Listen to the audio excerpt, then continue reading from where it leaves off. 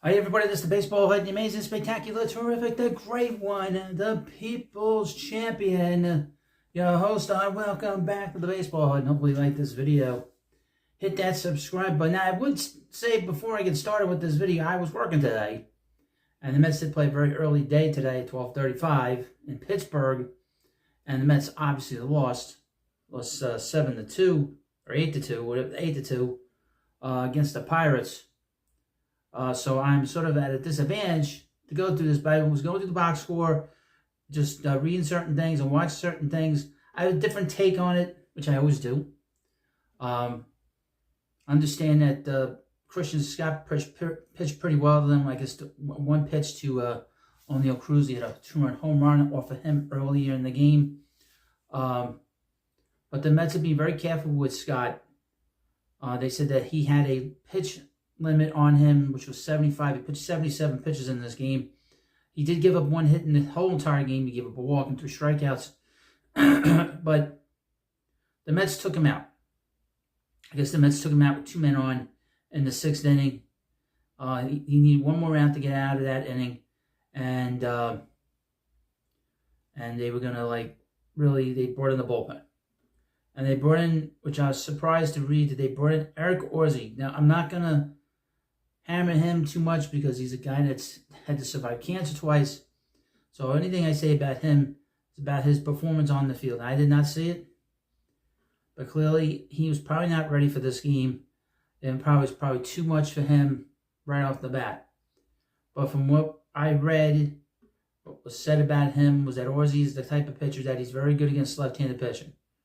Well, it didn't seem like that happened in this 6th inning. Rowdy Talise got a hit off of him, and that basically opened the floodgates. But looking at his line for the game, he threw 17 pitches, 10 strikeouts, so he was probably behind the count.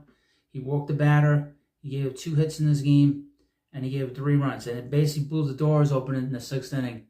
And then Adrian Houser did not make matters better when he came in. Now, people have been complaining about Carlos Mendoza having taken out Christian Scott. I saw the Spaz Salicata crying about it on that boring show, Baseball Night in New York. But the thing is that if your bullpen if the Mets bullpen got out of the 6th inning and pitched better, nobody's talking about the pitch count for Scott. Okay? And that's what it comes down to. This again, asking guys to do things that they're not ready to do or they can't do.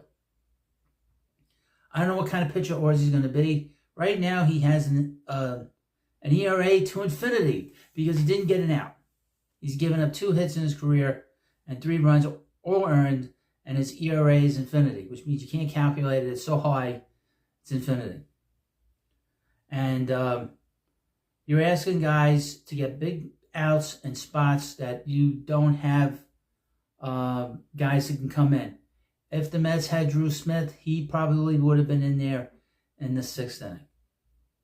And it's in a weird spot. The 6th inning is a very strange spot. Maybe you could have gone to Adam Ottavino in that spot.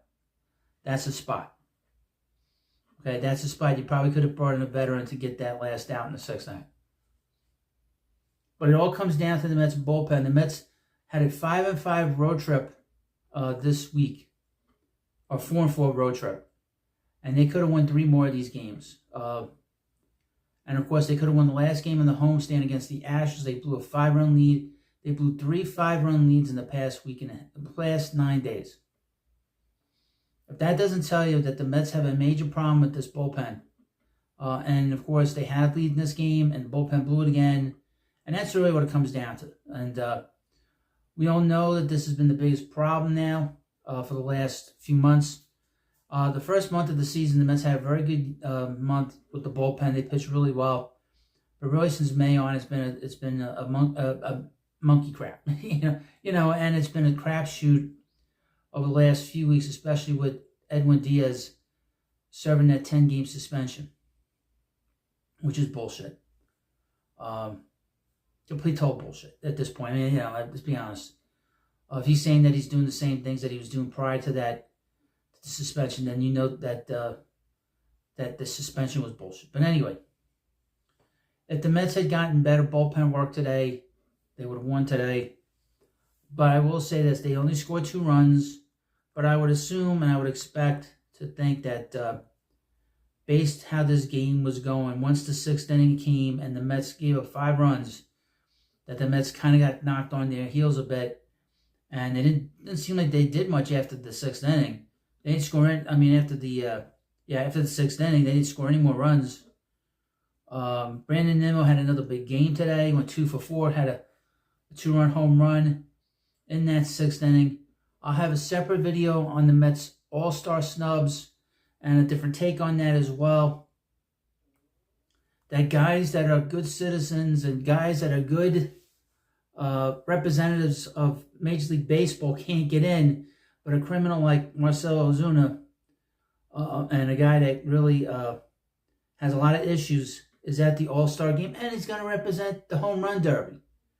He's going.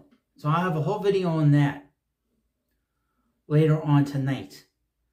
But just looking at this offense today, it looked kind of flat. Just looking at this offense a little bit. Seems that Brandon Nimmo, Francisco Alvarez, and Mark Vientos were the only real bats in this lineup today. But it seems like just going through it, they didn't really put much together. I mean, they were 1 for 4 runners in scoring position. They left 6 runners on. That's not too crazy. So they must not have had too many opportunities to do much. And 1 double play by Luis Torrens. And it seems that the Pirates did the best with their opportunities. They went 2 for 3, and they left 2 men on. So they didn't have too many base runners on either. There wasn't a lot of walks in this game. Let me just run through the pitching again. I know there wasn't that many walks on the Mets side. Only 2 walks on the Mets side and no walks for the Pirates. So you have a game and a team, both sides, where basically you hit or you don't get on. You hit or you don't score runs. So that's kind of what the Met offense was today. And it seems like the 8 hits were kind of scattered just looking at the box score. And it was 6 strikeouts. Nothing crazy. You would know better than I would about this day today, how the game went. But they look kind of flat. And now I'm looking at this, and Jeff McNeil's now hit 214. And he had an error in the game that was in the middle of this 6th inning. Boy, oh boy. Where has he fallen? Mets got to think about figuring out what to do with him. That is a big problem, a huge problem. But you don't blame it on him for this loss, but I'm just sort of pointing that out about Jeff McNeil. They're trying to get him at bats. They're trying to get him in the game. But now it's not working. That's a big problem. So now this week the Mets are going to be playing the Nationals again and the Rockies to finish up the first half. They struggled last week against the Nationals in Washington. They play up 3 games at home. I will be doing the games. We'll have plenty of videos on here for you. This channel's been very active, and I thank you for watching the videos because I've been doing basically 4 to 5 videos a day, trying to maximize what you can enjoy. Hopefully you enjoy it. I'm trying to do as much as I can for you because now we're getting into the nitty-gritty of this season with before the All-Star break and before the trading deadline. So you have a lot of videos on here. That's why if you're new to the channel, hit the subscribe button. Also, if you're not on X, which used to be Twitter, and you're not on Facebook, hit the subscribe button. Because you'll get, I'm going to have a video out in the morning for you, one in the afternoon, depending on the game, a video in the evening/night.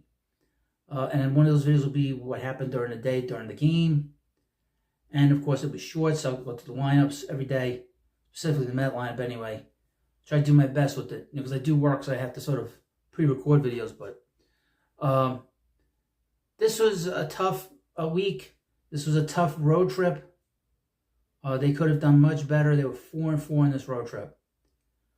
They should have been at least 7-2, 7-1, 6-2 on this road trip. But because of this bullpen, it is sinking them. But they're still in the race. They're still involved in this thing. They need to improve the bullpen. Like I said, they need 3 things out of this bullpen: a setup man, a lefty, and another right-handed reliever. They could use that. And to be honest with you, they could probably use a another outfielder until, at least to keep the seat warm until Starlin Marte comes back. But I also would point out I don't expect a lot of production out of Starlin Marte when he comes back. Because he tends to be a slow healer, and when he does come back from these injuries, he does not produce the way he does beforehand. I've seen enough of him to know his little MO when he comes back. But this is a tough loss. It's been a tough week. But they're only one game under 500. They're right there. It's all for the taking. And like I said, just try to get to the end of the week above 500 or at 500, and we're rolling with 2 weeks left to go before the trading deadline. And the Mets could use a lot of help in that bullpen. And I think this particular general manager, David Stearns, will bring the guys in. He's done a good job with this bullpen. Aside from the fact that they did not produce what you want, but he's done a good job. He's not holding on to these guys and saying this guy is going to come around. He gets rid of them very quickly. It's quick accountability. There's no nonsense here. So either these guys pitch well or he gets rid of them. So that's the one good thing I can say about him. Just to cover myself what I said, is that if the guys don't pitch well, he gets rid of them. And that's what you want from the general manager. You're not getting the performance, you're out of here. Now, again, you're not on X, you're not on Facebook. If you want constant Mets content on YouTube, hit the subscribe button. This is the Baseball Hut. As you can see, this is the best YouTube channel when it comes to the Mets. The best commentary, original content, original thought from your host, and you won't get this anywhere else. So, and I like the debate, and I want everyone to get along here, and we want the Mets to win. That's all that matters to me. And of course, thank you for watching this video. Please subscribe to the Baseball Hut, and I'll see you later.